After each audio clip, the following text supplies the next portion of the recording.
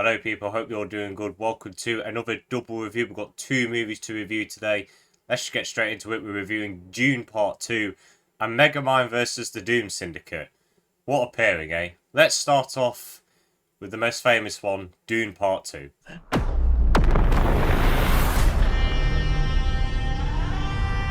Now, I just want to preface this now. I've never read the Dune book, and before watching Dune Part 1, I had no idea what this story was about whatsoever.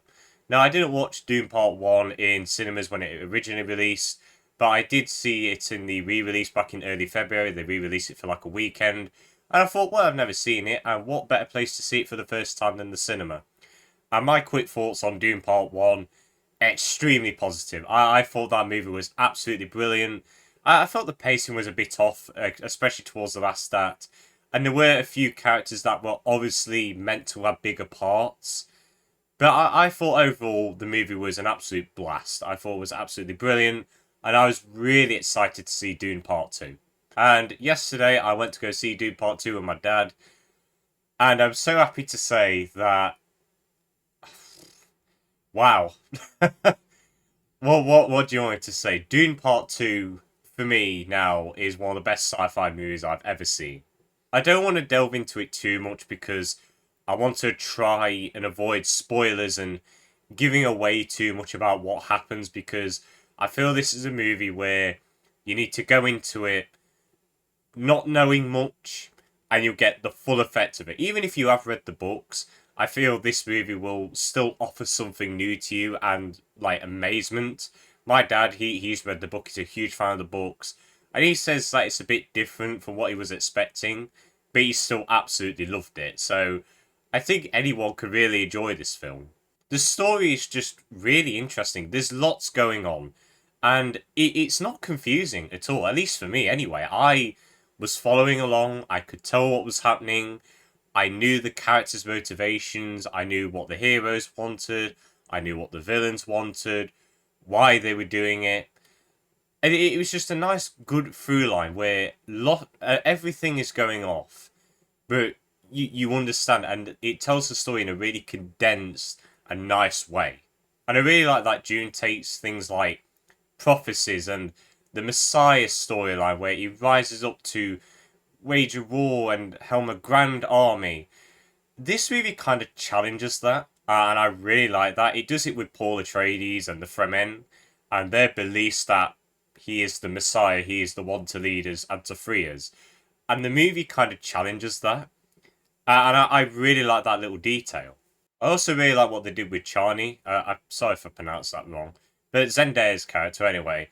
I like that we have a Fremen who is against what's happening. I think that's really interesting. And I think they implement that into the story really well. And I'm interested to see what they do in the third movie, should we get it. We'll probably get it. This movie will make money. I'm pretty sure about that. But when we get part 3, I'm interested to see what they do with it. And I really just like the conflict. And it's such a stupid conflict. And the movie knows that. And it just shows, like, the greed, the power, the stupidity of these people. That's our main conflict. And it just really makes you want the Fremen and Paul Atreides to win this war. And that's all I'm going to really say about the story, because I don't want to delve into it too much, but let's just say it's really interesting. I have to talk about the visuals. I mean, David Villeneuve, I mean, he's such a fantastic director. He knows how to shoot a movie. Every movie he's made, he's never made a bad movie. They all look perfection. Dune Part 1 was basically eye porn. Porn to the eyes. And Dune Part 2 was the same. My word, the visuals in this, absolutely spectacular. Villeneuve likes to use a load of wide shots, and with the CGI, he likes to put a bit of softness on them so you can't exactly see them clearly, which is really good because even though it is a computer generated effect, it still looks real because of like the softness to it, and that's a little bit blurry as well. I really like that. And the colours that he uses, I loved how he used the black and white. That whole sequence in the arena, wow. Like, and they used to like the fireworks as well. A little spoiler here, but it's not integral to the story. But in that black and white scene, they have like fireworks, and they look like ink splodges. It looks so cool, and the way he directs some of these scenes, it's in the trailer, but the bit where Trent Paul is trying to ride the sandworm, my favourite scene in the movie, for me, incredibly well directed. The sound design, the camera movement, just wow. And the music as well. I have to talk about the music because that aforementioned sandworm scene probably has one of my favourite movie themes now. I can imagine that theme in any context and it'd make a scene so much more cooler. Hans Zimmer absolutely killed it on the score. He killed it in the first movie. He kills it in this. Just everything technically about this film. The visuals, the cinematography, the direction, the music, the CGI. Everything in this movie just looks top tier perfection. And of course, the performances really help bring this movie to life even more. Timothée Chalamet and Zendaya, they have some fantastic chemistry. Their romance was really cute. It felt realistic. It was a very tragic romance. I really like it when movies do that with romance with a little hint of tragedy in there. I'm not going to spoil the tragedy, of course, but let's just say it's really compelling. Rebecca Ferguson really impressed me in the first movie, and she does it again in this film.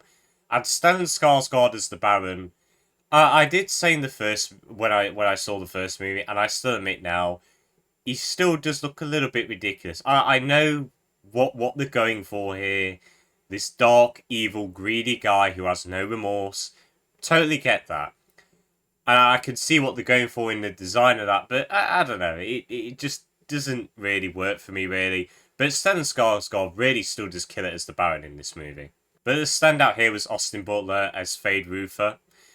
I honestly love it when actors get a role and they just say, "Bun it, I'm just going to have some fun."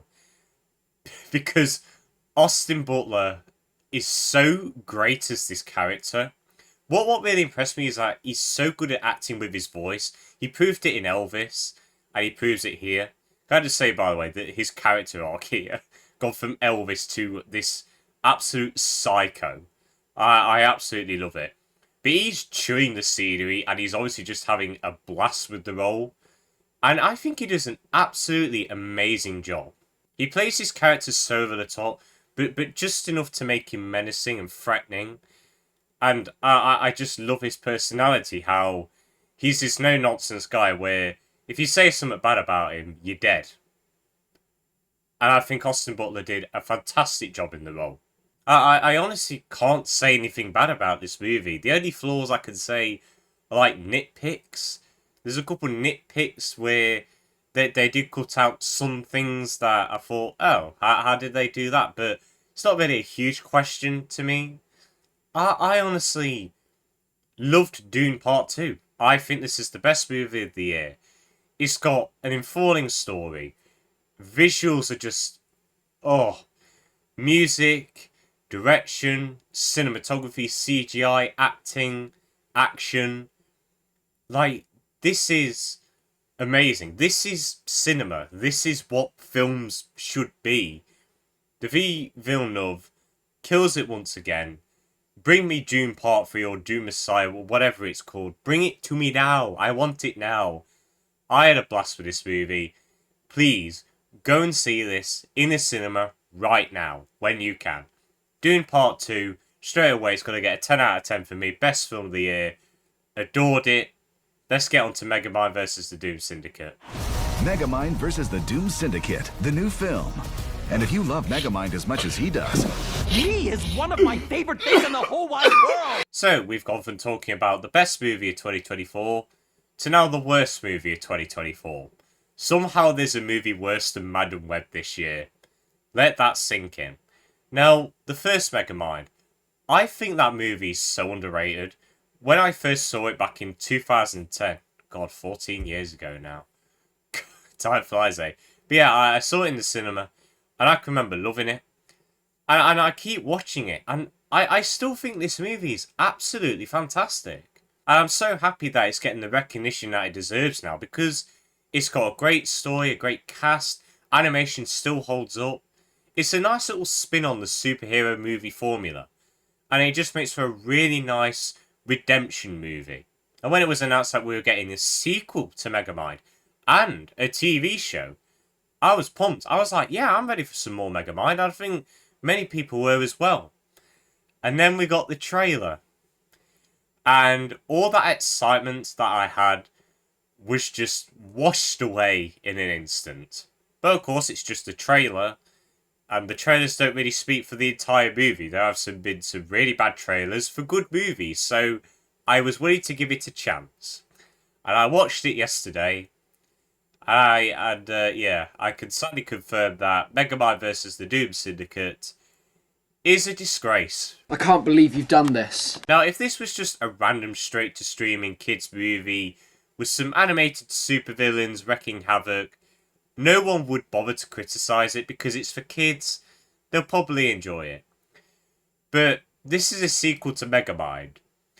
And if you're making the sequel to that film this bad, you know, you must expect to ruffle a few jimmies. Megamind vs. the Doom Syndicate is basically just a pilot movie for an upcoming TV show, which, after watching this, and this has come out, I doubt anyone's watching that.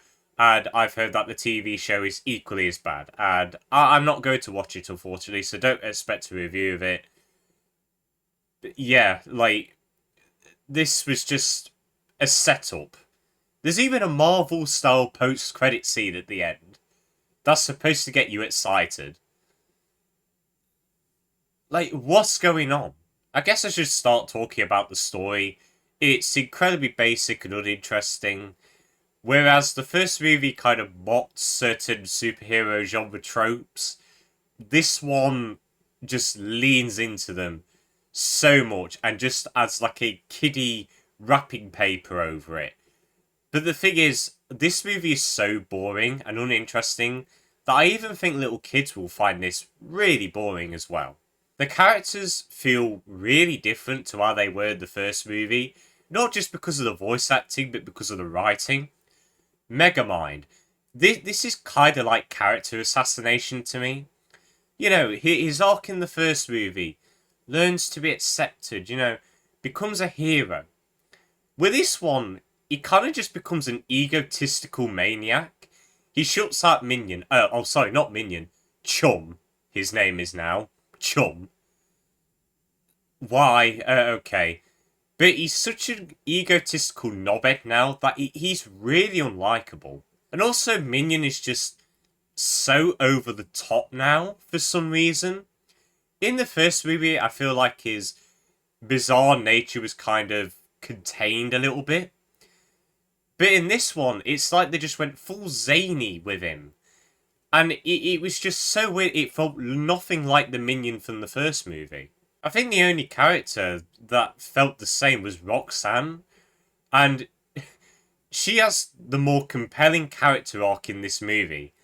And her arc is pretty much non-existent until, like, the last 2 minutes. So let that sink in. Roxanne Ritchie has a character arc for, like, 2 minutes. And it's more compelling than all of the stuff that happens in this film. And the new characters are just really bad as well. The Doom Syndicate was so lame. They were boring. They didn't really have any interesting powers. The designs of them, I'll get to them in a minute, were just terrible. They weren't entertaining or evil. They were just really annoying. We also get this little girl called Keiko. I'm sorry if I pronounced that wrong, but when I saw the trailer and saw her, I thought she is going to be the most annoying character in this movie. But to be fair, she wasn't as annoying as I thought she was going to be. She was at least tolerable, I guess. That's all I can say, really. Like, she did nothing in the movie. She was just tolerable, I guess. But what really kills this movie is the visuals. The animation is so lazy, cheap, rushed out. It's clear there was no effort or passion behind it. It's just the most lazily produced animation that you could ever see. You know, you look at the animation of the first movie. Nice lighting and colours. The city looked like it was full of life. It looked like a real environment. With this one, you go down every street and there's nobody around. So it just feels like a ghost town. Like, they couldn't be bothered to just add in, like, little characters in the background to make the city feel real. That's how lazy the animation is. The animation looks worse than some of these, like, old video games. You know where they used to create video games and rush them out for, like, tie-ins to movies? They look better than this movie. This is a 2024 film, and 2010 games that were rushed out look better than this. The cinematography, direction, bland as always, nothing good about it. The music just sounded like stock, royalty-free music that you'd find online. There's so many mistakes with the animation that I kind of just went on a little scavenger hunt while watching the movie to try and find some. And boy, are there loads. It's just an absolute mess of a movie on a technical level. And the voice acting. Will Ferrell's charm was what made Megamind. And you get this random guy to play Megamind now.